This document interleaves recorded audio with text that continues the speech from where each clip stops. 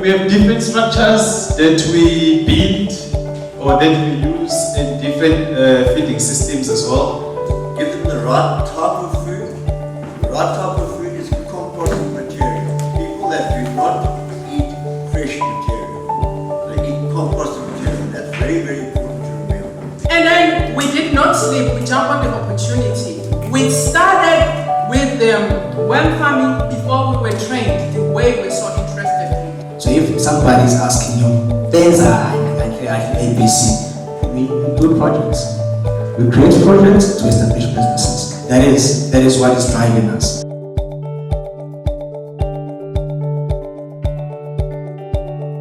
So you need feed to feed your worms.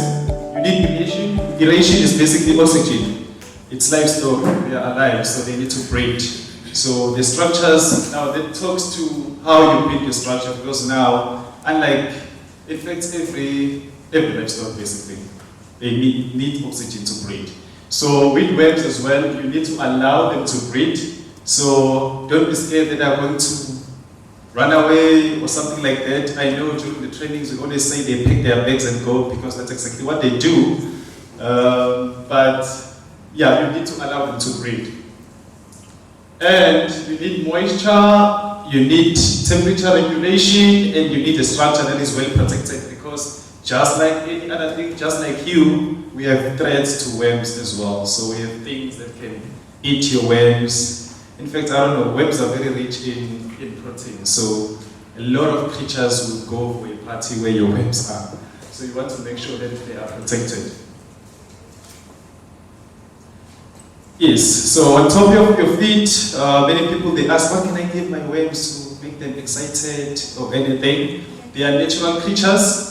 You cannot fast track their production, but the environment can, and also the environment can slow the breeding process. So we have what we call bokashi, which is a Japanese concept. This is basically a way of fermenting organic food or waste, your kitchen waste and all of that. In our farm we have a principle, or I don't want to call it a rule, but a principle that says we don't have waste in a farm.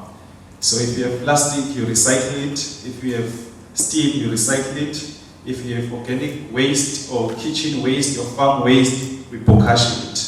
So we don't have waste. So it's very much important. I'm definitely sure now you can imagine in your mind the waste that you have, a car, how much it is that you throw each and every week. Worms can eat all of that and you can make money out of it without even having to spend money. So in bokashi, there are some ingredients that you need to make your bokashi. It's a fermentation process, but you learn more about how to do it, bokashi, how to make it, how does it help you with your worms. It's not only your worms as well, you can also use the bokashi for many things, but now we focus on worms. So basically, that's where you infuse your microorganisms. Ibokashi, what it does, we have what we call Ibokashi brand there. Those who are interested, they can buy it. I can call it, it's more of an agent that fast track the process of fermentation. So it contains quite a lot of microorganisms that decomposes your food or ferments your food. And then after that, you can use that to feed your worms or as your compost or anything. But worms, they love bokashi. You can even go and try it out. Where you put your bokashi, your worms will move to that location because it contains quite a lot of microorganisms. And also, you tell all that organic waste, whether it's organic, as in no chemicals inside, or with chemicals, with the microorganisms that are inside, they can be able to turn whatever that worms cannot eat into something that is tangible and palatable for worms as well. As to how to make bokashi, we'll touch that during the training. Since I have only 15 minutes, I'm definitely sure I'm still going to come back here again. You're going to see ubuso bam njenganingi. So I touched on pH as well. As one of the things that you need to control is pH. When you are farming worms, we have our pH moisture meters here and there on our sales desk. which you can buy and you can use to test your acidity or your alkalinity of your manure. As worms don't eat soil. Let me not say worms. The type of a species that we are farming doesn't eat soil. So it eats organic waste. In this case, we speak of your manures. So your manures as apuma from livestock. So basically, some of it, the salt content is very high, the acidity is very high. So those are the things that you need to watch of and also to control as well. Yes. And we have different structures that we build or that we use in different feeding systems as well that you can choose from. We have done quite a lot of research on this. Using our own experience, trial and error. I remember our first batch, it was just 4. And we did quite a lot of wrong things there. And we realized very late that only if we knew. Those who attended the first training will realize that the information is no longer the same now because it's continuously developing. And that's the mindset that I want all of us to have, that nobody is an expert in worm farming, we are all learners. So we have different structures that we use that you can choose from. You can choose from quite a lot of different materials to build your structures, from wood to concrete to your steel, depending on how much you have on your pocket and also the functionality of it. If you have the advantage of resources, then it's much better to go for something that will sustain for seed. And we have systems as well, feeding systems that we use. So there's a specific way you need to feed your worms. You don't just feed them anything, and also you don't just feed them anyhow. So it's very much important that you understand as well the feeding systems. So this is the information that you basically touch on when farming during the training and also during consultations as well. That was 15 minutes, right?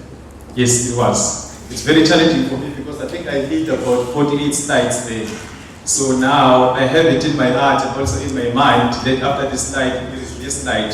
Now I need to skip, which is very challenging, eh? But that's basically vermiculture for you. So we breed worms to sell worms. Different markets, you can sell to fishers, you can sell to us. The biggest market you have right where you are standing right now is Agribusiness Corner, ABC. I think that is the best thing because when we train you, we also give you access to market as well to send back your worms to us. So our model is very sustainable and we are proud of it. So if you are interested in becoming a worm farmer, we suggest that you book for the trainings and then you come for the training. You just start your business right away. And it doesn't really, regardless of your education, your academic background or anything, you can always farm worms. So thank you. I guess if you have any questions, we are going to have a questions and answer session. And then you can ask whatever that you want to ask about worms, but I will be careful not to answer everything so that you can come for training. I'm joking. Thank you. 6 minutes. Back to you.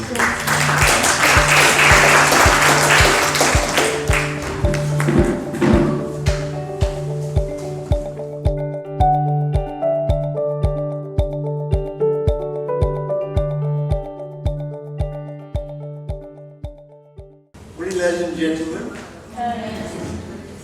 two things to begin with. Manuel was standing still, which is nice, and he kept your time limit, which is unbelievable. Because he can talk I'm John Brad. I work with vermicasting, vermicast, whatever you want to call it. Vermicast or earthworm castings is just worm proof. That's all it is. So what the worm takes in comes out the back.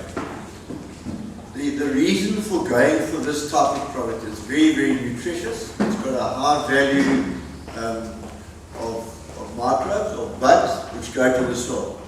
Unlike what Emmanuel said, it's not a fertilizer. It's what we call a soil enhancer.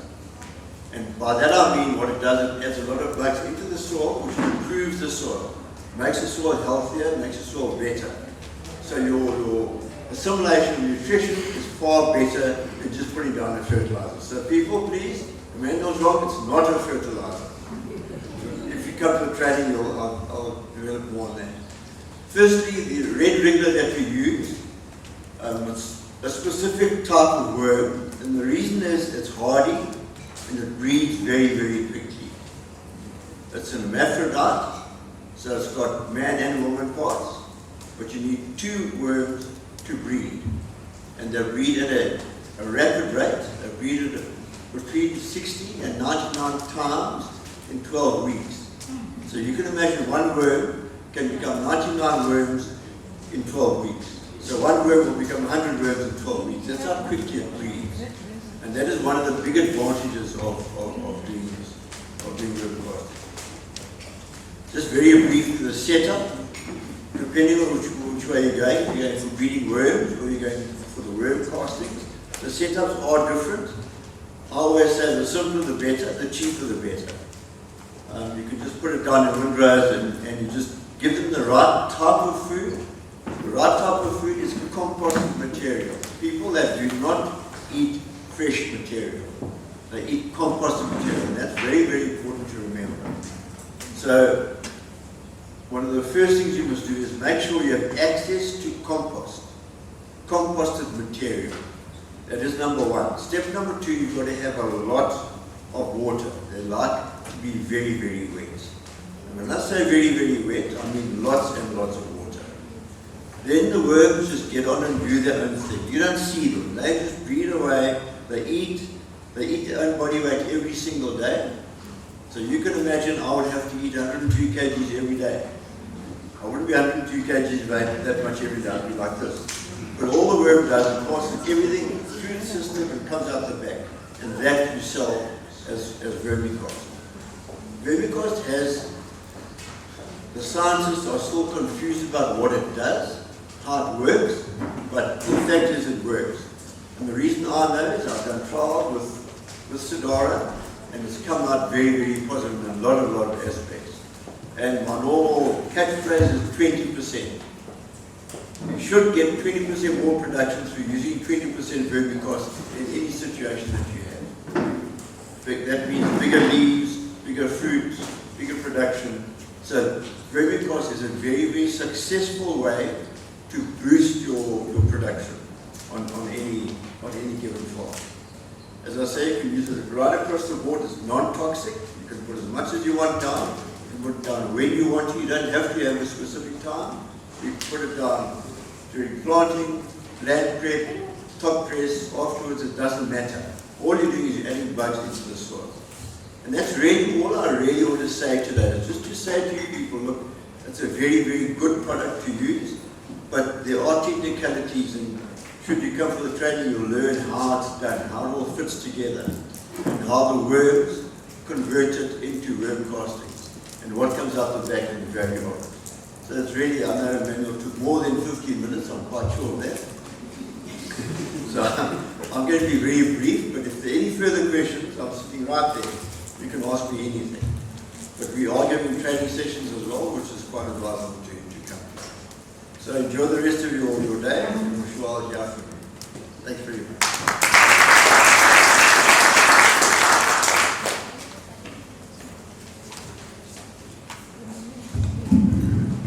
You will surely hear from them, John. And it's going to be in about 2 minutes. So those were crash courses, basically, of the vermiculture and the vermicompost for the benefit of those who've never attended trainings. If you do want more, then you enroll for our trainings. But for, if you do have any questions right now, we will be having a question and answer session just about the vermiculture and the vermicomposting that John has just spoken about. I will invite them right now to come to sit on the chairs in front, and so that you can. Are there any questions? Maybe let me ask that first. Are there any questions right now about the two speakers that we had? We don't have questions as yet. Okay, so then I'll move and we'll have the question and answer session later on.